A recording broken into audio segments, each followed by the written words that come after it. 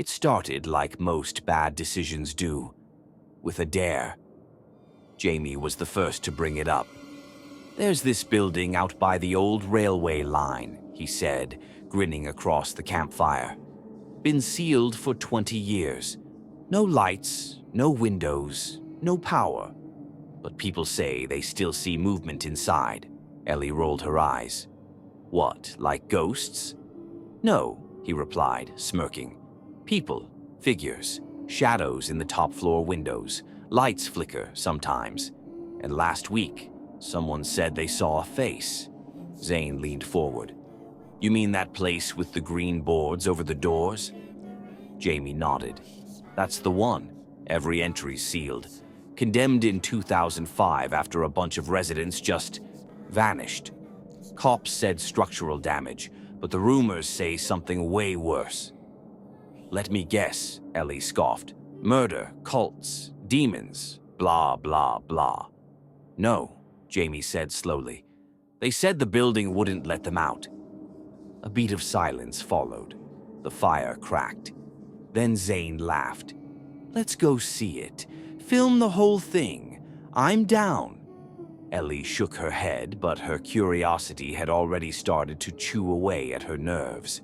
"Fine, but I swear if this is just another rat-infested dump, I'm leaving." And just like that, the plan was made. They packed flashlights, an old camcorder, crowbars, and just enough overconfidence to get them in trouble.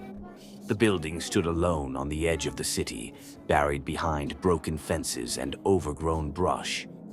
Concrete bones, windows like blind eyes, and a silence that didn't feel natural. "This is stupid," Ellie muttered as they crept toward the back entrance. Jamie pulled the crowbar from his backpack. "That's the fun of it." With one loud crack, the rusted door gave way. They stepped inside, and somewhere deep within the building, breathed. The door groaned shut behind them with a low, grinding creak that echoed through the hollow structure. For a second, no one spoke. Their flashlights flicked on one by one, beams slicing through thick, hanging dust. The air felt stale, heavier than it should have, like the walls had been holding their breath for 20 years and had only just exhaled. They stood in a narrow hallway lined with peeling wallpaper, the floral pattern barely visible beneath layers of grime. A cracked mirror hung on one wall, its surface warped and dark. Ellie stared at it. "We're in," Jamie whispered, half excited, half scared. The silence inside the building was unlike anything they'd ever felt. Not peaceful, oppressive. No hum of electricity, no creaking pipes. Not even the sound of distant traffic. Just silence so thick it felt like it might swallow their words whole. They moved forward, past a sunken lounge with rotted furniture and yellowed newspapers scattered across the floor. One lay open on a coffee table. "Residents evacuated after structural fears, May 2005. Zane pointed to it. "Doesn't look like they took much with them." The kitchen down the hall looked frozen in time, dirty dishes still stacked in the sink. A cereal box sat half-collapsed on the counter, its contents long turned to dust. Ellie stepped in, brushing aside a cobweb.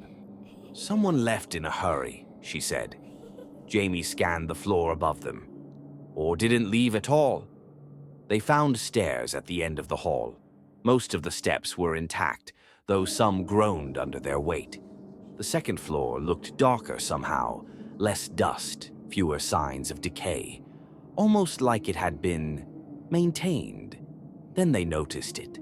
All the clocks they passed, wall clocks, alarm clocks, even an old grandfather clock by the stairwell, were stuck on the same time. 3:17 a.m. "Creepy," Zane muttered. "What do you think happened at 3:17? Ellie didn't answer. She was staring at a framed photograph that had fallen off the wall. It showed a group of tenants smiling on a sunny day in front of the building. Someone had scribbled something across the bottom in red marker. "Don't open the red door," Jamie chuckled nervously. "Great. Haunted house cliché number 1. They kept moving. Every room was the same, left behind like whoever lived there had no time to pack, no chance to return. But then, in what looked like a study, they found a lamp. It was on. Ellie's voice cracked. "How is that even possible?" Zane ran his hand along the cord. "It's not plugged in." No one laughed. Then Jamie saw it. A cup of tea on the desk, still steaming. "No way," he whispered. "That's fresh." A soft creak echoed from upstairs. Ellie's light trembled in her hand. Did someone just move? They weren't alone. And they knew now this building wasn't abandoned. It was occupied. The sound came again. A deliberate creak, slow, weighty, like someone shifting their weight on old wood above them. Zane froze, eyes locked on the ceiling. That wasn't the wind. Jamie stepped back from the desk, flashlight darting toward the hallway. No birds, no rats. That was footsteps. Ellie was already inching toward the door. "I thought this place didn't have a third floor." "It doesn't," Jamie replied. "2 levels, that's it." But they all heard it. The distinct creaking of another set of stairs, coming from behind a wall they hadn't noticed earlier. Zane ran his hand along the wood paneling. It sounded hollow. "Help me," he said. A few seconds later, they had moved aside a dusty shelf and uncovered a narrow doorway, sealed with warped wood and painted the same color as the walls. A hidden entrance. Jamie grabbed the crowbar again. "Let's find out what they didn't want us to see." With one good wrench, the door snapped open, revealing a steep, spiraling stairwell that descended, not up.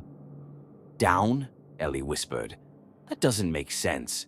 We're on the bottom floor already."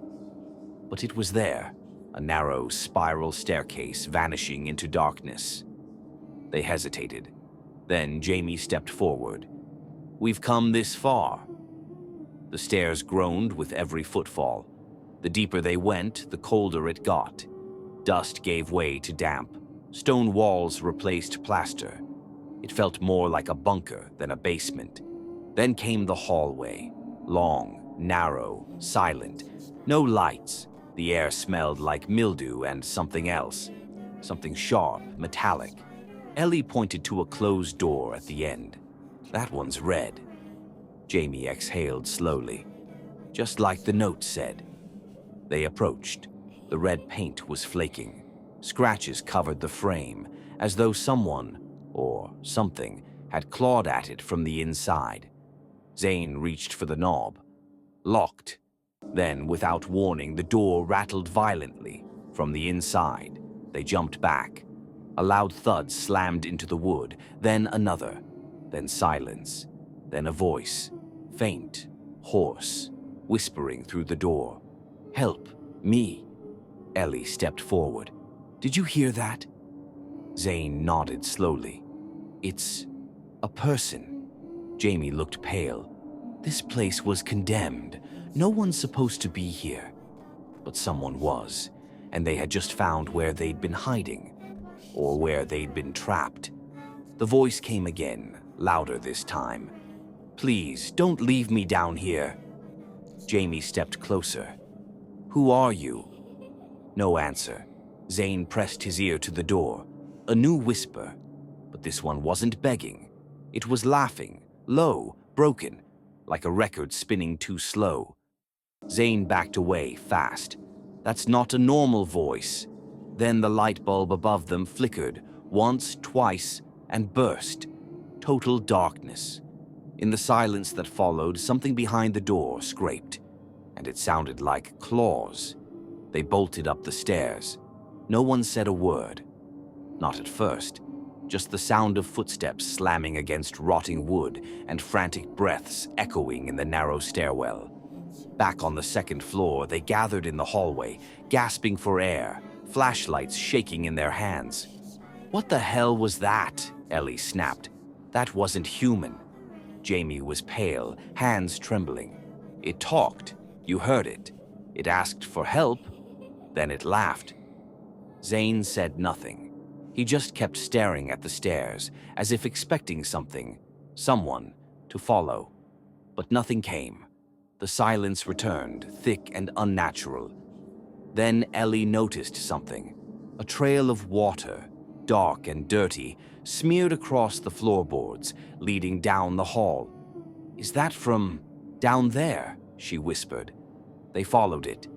The trail led to a room at the end of the corridor, a small, windowless studio apartment. When they stepped inside, the first thing they noticed wasn't the wet floor. It was the smell, something between mold, rust, and rotting meat. Then the second thing hit them. This room was lived in. Fresh bedding on the mattress, a steaming bowl of soup on the nightstand, a portable lantern glowing faintly in the corner. Ellie whispered, "Someone's here. They're here right now." Zane stepped toward the dresser. Photos were taped to the mirror. Old black and white portraits of people in the building, smiling, waving. But their eyes had been scratched out. Every single one. Jamie picked up a tattered notebook from the floor. The cover was wet, the ink smeared, but he could still make out the writing inside, page after page of uneven, obsessive scrawl. "Don't let them leave. Don't let them leave. Don't let them leave." A creak came from behind them. They turned, just in time to see the door slowly closing. "No, no, no!" Jamie rushed forward and grabbed the handle. It was hot. He yanked it open.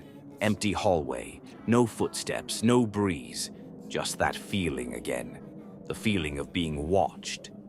Zane spoke quietly. "Guys, I think someone's living here. Not just hiding. Living, eating, writing, sleeping." Ellie shook her head. "In a condemned building. No power, no water." Jamie looked back toward the stairs. "And what's locked behind that red door?" Silence. Then Zane said what they were all thinking. "We're not the first ones to come in here." Ellie frowned. "What do you mean?" He held up the notebook.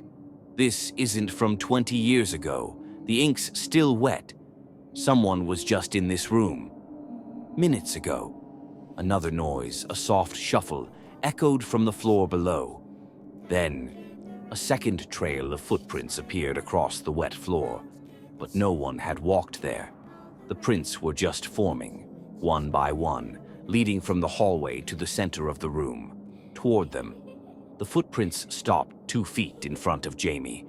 No one breathed, no one moved. Ellie's voice was barely audible. "What the hell is that?" A low sound filled the room, like a breath exhaling through rotten wood. Slow, wet, alive. Jamie backed up, clutching the notebook like it would protect him. Zane swung his flashlight toward the corner. Nothing, just peeling wallpaper and darkness. But the room suddenly felt smaller, heavier, alive. Ellie turned her light toward the desk and froze. "Guys." They joined her.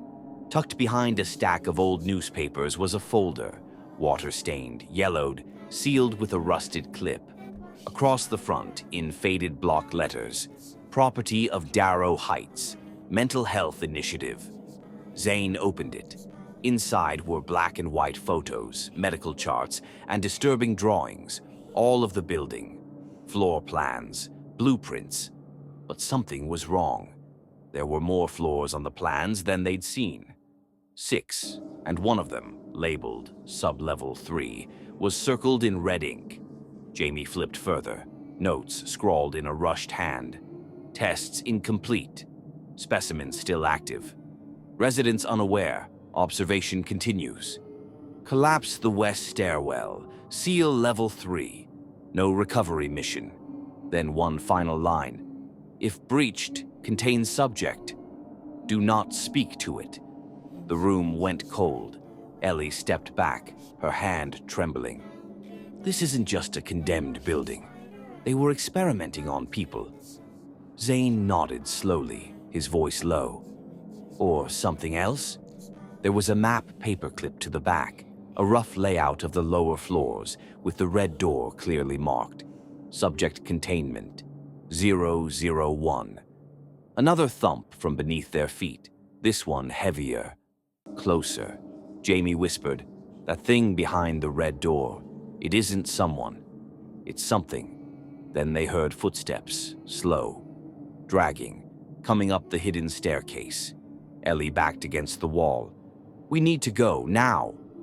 But Zane didn't move. He was staring at the mirror on the dresser. "Wait, look." Reflected in the mirror, behind them, was a tall, misshapen figure standing in the hallway. They turned instantly. Flashlights whipped toward the door. Nothing. They looked back at the mirror. The figure was still there, closer, its head tilted, its smile wrong. Then the lights flickered, and the footsteps stopped, right outside the door.